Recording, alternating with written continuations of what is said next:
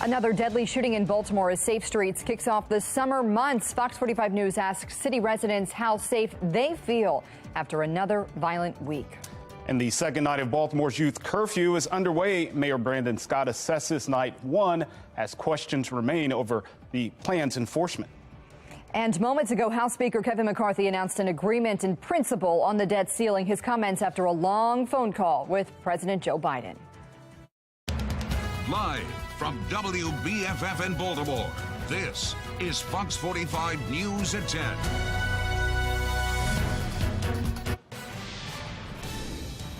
And we begin tonight with breaking news. A 38-year-old man is dead after a shooting near Clifton Park just before 7:30. It happened along Harford Road near the Alameda. Baltimore police say the man was hit in the body and taken to the hospital where he later died. No information on any suspects. Anyone with information is asked to contact police. Also breaking tonight, a breakthrough in debt ceiling negotiations as both sides move closer to a deal. House Speaker Kevin McCarthy addressing the progress just moments ago. I just got off the phone with the president. I talked to him twice today, and after weeks of negotiations, we have come to an agreement in principle. We still have a lot of work to do, but I believe this is an agreement in principle that's worthy of the American people.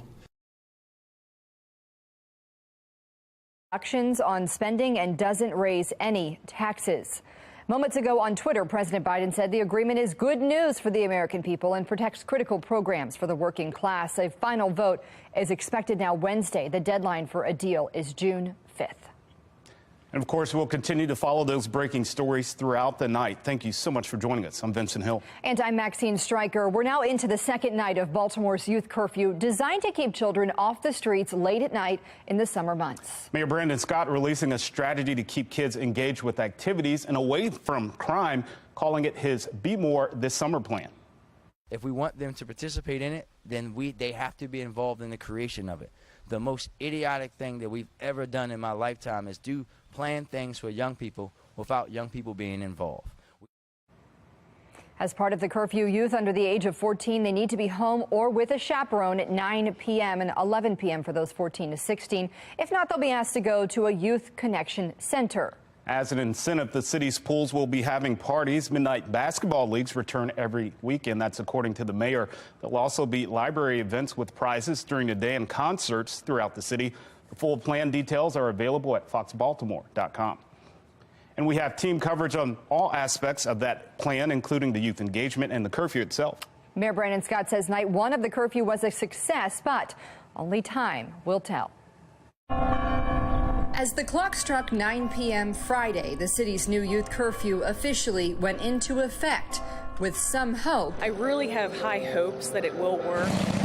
But even more skepticism. It's unbelievably poorly thought out. This is not a tool that's going to make the Baltimore city safer. This is not a tool that's going to go against the young folks who are intentionally creating unproductive activity at night. Move on. Under the curfew, young people will be asked to leave on their own or be transported by bus to a youth connection center, where the city will supply food and games in an attempt to locate their parents. There's one here at a rec center in Park Heights, another at a church community center in East Baltimore. But the youth can refuse to go, and the concern is they will. We stopped by the Rita Church Community Center last night, and all was quiet. We spotted no kids going in. But Faith Leach, the city's chief administrative officer, sharing this picture on Twitter of the staff at the center ready for them if they did show up. We asked the mayor's office how many youth attended the connection centers, and in a statement he said in part, there was no need for any children to be transported to our youth connection centers, which are serving as the foundation of our approach to curfew.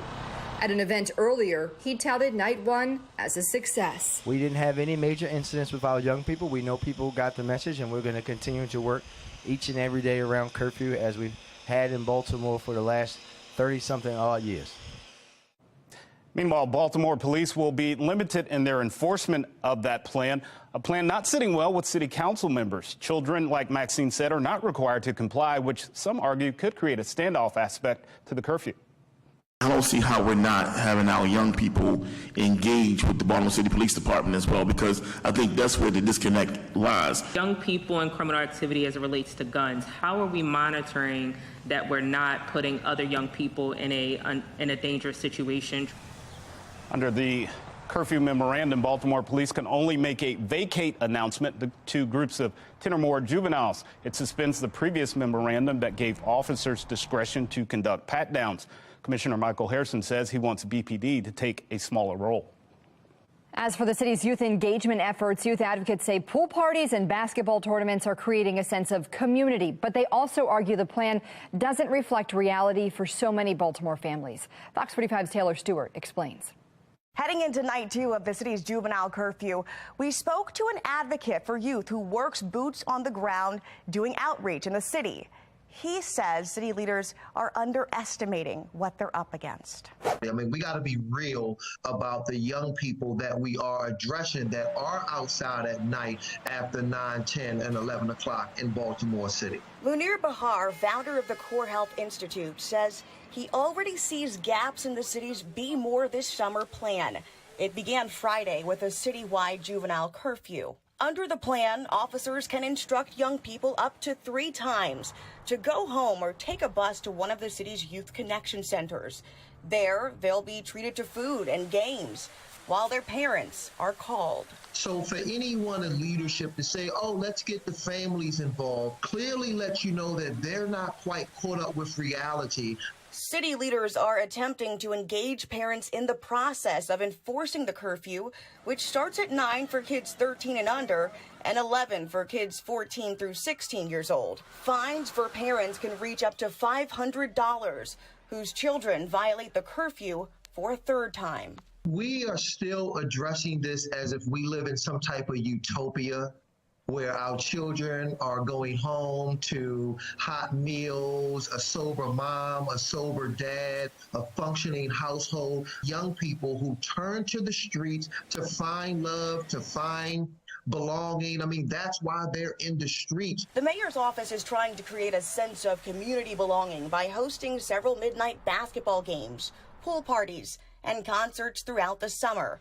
But Munir says we're past that. We need a very tactical approach to solving this, and it needs to be done under the guise of us being in a state of emergency. Comparing this year to last year, between 9 p.m. and midnight, we saw a 100+% increase in youth homicides, shootings, and acts of violence. The nonprofit leader questions whether the city's summer plan meets the urgency of the issue. That shows our young people that they aren't important enough for us to value a tactical plan, a strategic plan under a state of an emergency. This is something in 2013, when the mayor was standing by my side with the 300 Men March movement, we were pushing for city government to do then. So I don't understand now with Brandon Scott being in power, having the authority, why aren't we considering this a state of an emergency? Taylor Stewart, Fox 45 News. This city will continue to ensure that everyone can feel safe and connected, not just during the summer months, but 365 days of the year. And the mayor kicking off the 3rd annual Safe Summer program alongside reps from Safe Streets and Catholic Charities. Today at Druid Hill Park, residents had the chance to connect with Safe Street workers. It's the first of more than a dozen events this year designed to keep the community engaged and away from violence. But as city leaders celebrate the safety of the streets, shots rang out elsewhere in Baltimore. A man dead near Clifton Park one day after 5 people were shot near Lexington Market. At least a dozen people shot in Baltimore over the past 2 days. Fox 45 News asked residents how safe they're feeling heading into summer. Good afternoon, everyone. Saturday, Mayor Brandon Scott kicking off the city's 3rd annual Safe Summer, an initiative of the Safe Streets program. Safe Streets really is a community institution that implements violence intervention strategies. It marks the start of 3 months of fun put on by the city. But the unofficial start of summer has been anything but. Thursday night, just after 11. Shooting just came off of Ramona. They had 3 people down. All I heard 15 gunshots. 4 people injured in a quadruple shooting. Then Friday afternoon near the Lexington Market. Multiple shots were fired. Commissioner Michael Harrison speaking on another mass shooting. An individual firing into a crowd to hit one person. You know, what we saw is that he hit other people. 5 people injured in that shooting. Fox 45 speaking with residents who were near that shooting about how safe they're feeling as Safe Summer kicks off. 5 people shot. That's a tragedy, and I feel like there's nobody really safe out here anymore. This resident realizing how being in the wrong place at the wrong time could have turned deadly. That could have been my life. Where do you feel safe in Baltimore? In the house. For this resident, the random shooting near Lexington Market opening old wounds. They did a drive-by looking to get him, and I got shot. And serving as a reminder of Baltimore's gun violence that could have made him a victim again. Could have been us. You've been another victim. Yeah, I feel safe home. And according to Baltimore police, neither shooting, either the quadruple or the shooting that injured 5 people, have any suspects.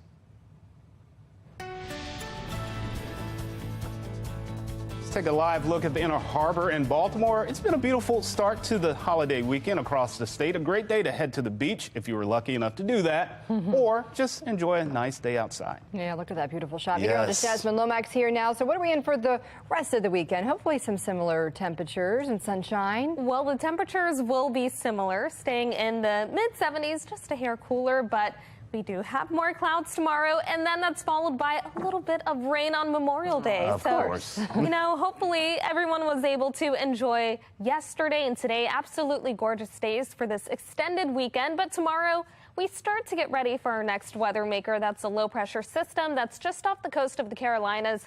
You can see it's leading to areas of rain across the Carolinas, even into Virginia.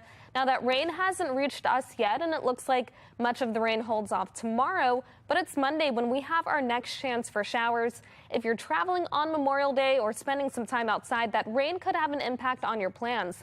Otherwise, tomorrow we'll be in the mid-70s again on Monday, and then on Tuesday, still the mid-70s with another chance for showers. I'll break down the timing of the rain and when we finally dry out coming up in my Weather Authority forecast. Back to you. Thank you, Jasmine. Coming up, first in the more than 200-year history of West Point, Vice President Kamala Harris' words to the new graduates on a historic day.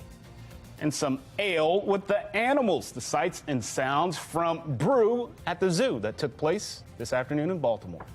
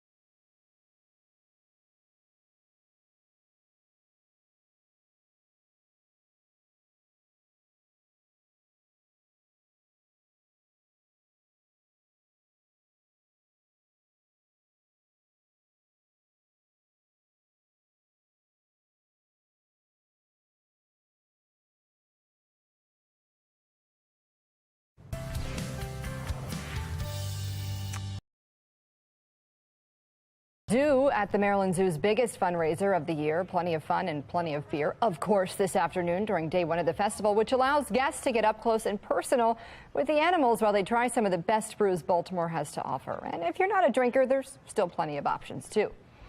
It's a really great event for families because zoo admission is included. So right throughout the zoo, there's stations where adults can grab maybe an alcoholic seltzer or something, and we have plenty of non-alcoholic drinks for designated drivers and for little people. Well, Brew at the Zoo returns tomorrow from 1 to 7 p.m. The tickets go fast, so snatch them up at the Maryland Zoo's website if you're interested. All proceeds go towards animal care and conservation efforts. Well, history was made at the U.S. Military Academy as Vice President Kamala Harris becomes the first woman to deliver the commencement address at West Point. This comes as the U.S. military honors 75 years since the end of racial segregation in their ranks, as well as the integration of women into the service. Harris discussed those milestones and commended the 950 graduating cadets waiting to serve their country. And I believe There is no more noble work that a person can do than to serve our nation in uniform. And today, then, to the class of 2023, you join the greatest fighting force the world has ever seen. The Vice President traditionally delivers the commencement speech for the U.S. military academies. Last year, Harris addressed the U.S. Coast Guard Academy, and in 2021, she became the first female commencement speaker at the U.S. Naval Academy. A historic move in Texas as the state attorney general is impeached. The charges he's facing and why it took more than 7 years since an indictment to reach this decision. And a local group doing everything in their power to make a difference in the community. Fox 45 News rides along with Love in Action Worldwide Ministries.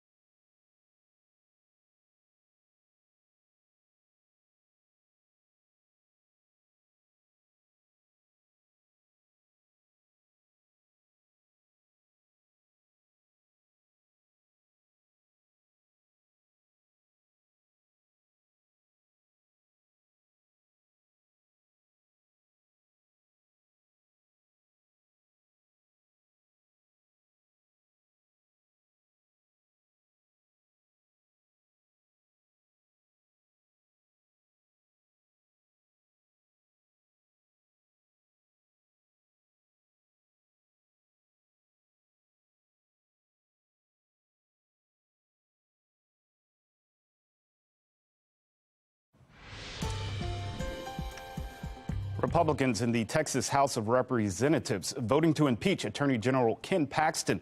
That's a member of their own party. Now, he faces charges of bribery and abuse of public trust, having first faced an indictment back in 2015. Under state law, Paxton is now temporarily suspended from his duties as Attorney General and will await a Senate trial. But Paxton says he was never given the chance to present his side of the story. Every politician who supports this deceitful impeachment attempt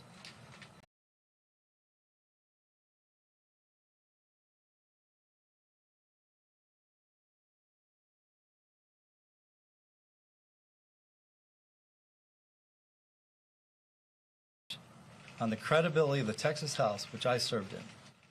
It will still take a 2/3 majority vote in the Texas State Senate to remove him from office. Paxton is also under indictment for securities fraud, and the FBI is investigating bribery claims against him. And a supernatural story out of Missouri as tens of thousands of people are expected to descend into one rural town this weekend. But why? Well, devout Catholics are flocking to Gower, Missouri to see the body of a nun, which has not decayed in the 4 years since her death. Fellow nuns calling it an incorruptible corpse, which they believe may be an act of divine intervention. It's being dubbed the miracle in Missouri.